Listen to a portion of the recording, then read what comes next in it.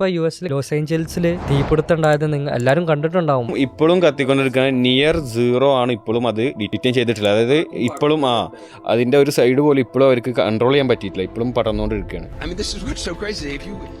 You can't even see the sun. It is completely blacked out. 100,000 മേലെ ആൾക്കാരാണ് അവരുടെ വീട്ടിൽ നിന്നൊക്കെ ഡിസ്പ്ലേസ്ഡ് ആയിട്ടുള്ളത്. $50 billion $50 billion നഷ്ടമാണ് ഇപ്പൊ എസ്റ്റിമേറ്റ് ചെയ്തിട്ടില്ല. പക്ഷെ ഇപ്പോഴും ആ സ്റ്റാർട്ട് ചെയ്ത ഫയറിന്റെ ഒരു നിയർ 0% പോലും കണ്ടെയ്ൻ ചെയ്യാൻ പറ്റിയിട്ടില്ല. അതെങ്ങനെയാണ് ഇത് കത്തിയത്? എന്ത് റീസൺ?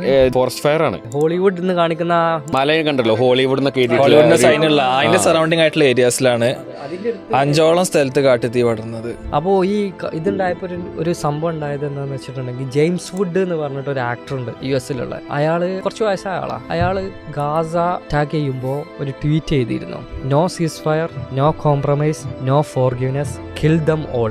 അയാൾ ഇസ്രായേലിനോട് പറയാണ്. ആ ആളെ വീട് കത്തി പിടിച്ചെന്നല്ലേ.